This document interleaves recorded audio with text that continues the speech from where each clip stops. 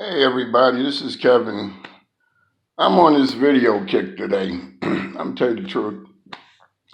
My wife's out of town. I'm just sitting here like a fat rat in a cheese factory, you know?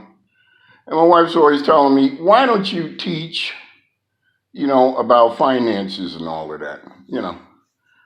And I said, well, I'm getting a little bit older now. I've had my day in the sun.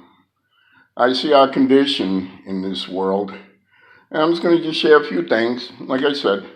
Now, I learned on YouTube, I have to say I'm not a financial advisor. I do pay attention. I just keep forgetting. I'm not a financial advisor. I'm just telling you things that have given me a very nice life. Now, this video is called The Language of Money. Did you know that people with money, they have a certain way that they speak? Let me tell you something. There's rich people, and they just have money. And you always hear the word called wealth. Wealth building, I'm building wealth. Well, let me tell you about wealth. Wealth is when your money makes money on everyone else's efforts.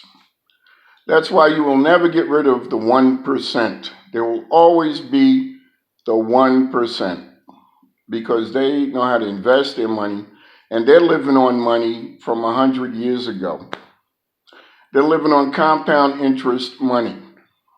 Look up compound interest. Look at the video on compound interest. But I'm going to tell you the language of money. And I'm going to tell you why I never really worry about things as an investor. I look at cnbc, Fox Business, and Bloomberg. When I get up in the morning, I go have my cup of coffee, and I go sit in my backyard and thank God and my ancestors for another day and hope I don't disappoint you today. Okay, I have my cup of coffee, and then I come and sit in my little man cave, and my little hangout spot in the house, and then I turn on my TV and I go to CNBC, Fox Business, and Bloomberg. Now that's my morning news. What I'm looking at are millionaires and billionaires talking to millionaires and billionaires. They could give a hoot what you think about them. Because as long as there's currency, any kind of currency, they're going to be on top. Because they take their money and put it into something before anyone knows about it, and then it catches on. Now I'm going to give you an example. The marijuana is the big craze, right? Okay. Before marijuana was the big thing, there was a stock called MJNA. It was 1,000th of a penny, 0.0001. I bought a million share for $100. Okay? And then about a week before it went to 16 cents, I had a financial setback. So I had to sell that. I needed the $100 for a bill that popped up. I don't really keep a lot of money. I like my money working for me. A week later, it went from $100 to $160,000. Yes, I do penny stocks.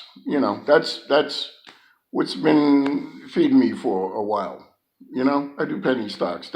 Everybody thinks penny stocks a bunch of baloney and all that. No, it isn't. No, it isn't. No, it isn't. Now I'm starting to grow up a little bit. I'm doing a little bit more than $1, a couple of dollars or whatever. When they have a downturn, that's when, I take my little change and I throw it in the market, wait for it to go up. I look at what the high is, and then I'm a short seller. I'm not trying to, if the high was $100 and I can buy it for $1 and sell it for, $20, I'm good. I take my profit, keep moving, But when you look at CNBC at noon, at lunch, power lunch, you're looking at multimillionaires in a round table talking to each other. And then they're video conferencing with other multimillionaires and billionaires. I'm going to tell you a little secret of what I learned about money. When you hear people say the market's about to crash and everything is going to hell in a handbasket, When you get around and listen to people with money, they're talking, they're double talking. You know, that's exactly what they're doing. They're double talking. They're saying buy, buy, buy, buy. Hold your money to the side for a little bit, let it crash, and then jump back in. When there's blood in the streets, you're jumping with strength. All this stuff happening in this world and in this country is really a distraction because there's about to be a financial takeover, man. I mean, that's just the way it is, you know. I mean, there really is. If you sit around and listen to people with money and wealth, they'll tell you what they're planning on doing. They're not hiding nothing, you know. I like my BET and you know, and you know, I really love. There's a black Netflix.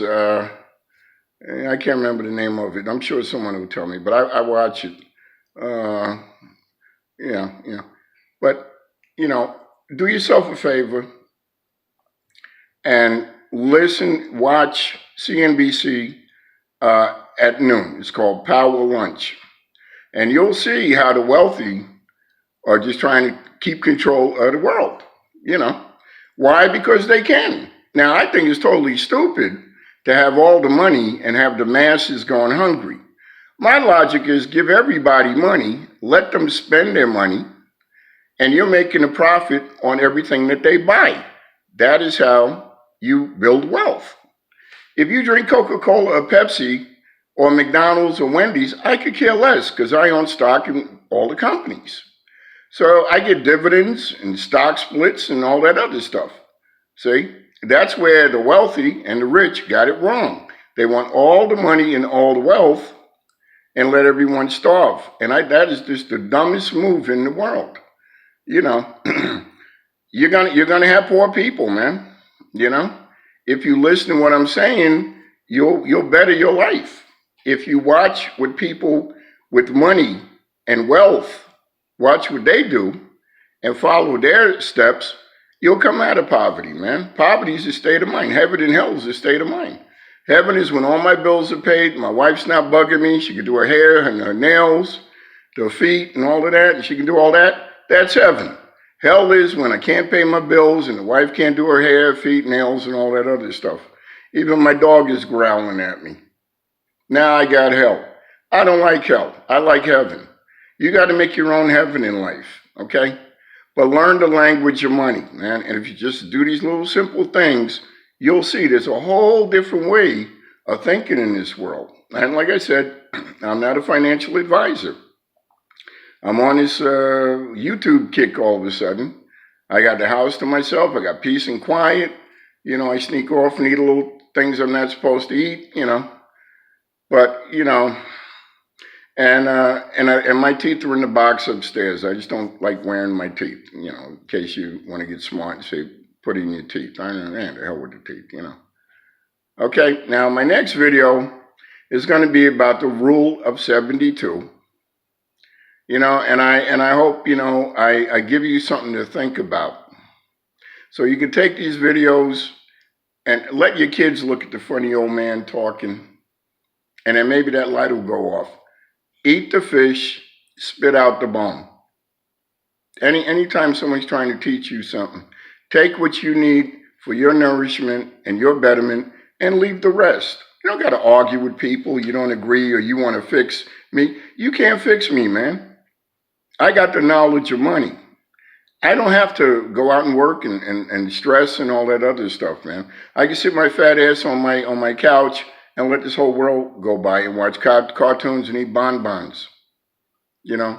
So there's nothing you can impress me with. I probably tip more money than most people have ever made in their life, you know? But I didn't have the discipline that I have now, you know? So I hope you're listening to me. Listen to what I'm trying to explain to you and better your life. And my next video is going to be about the rule of 72. This is Kevin, I'm out.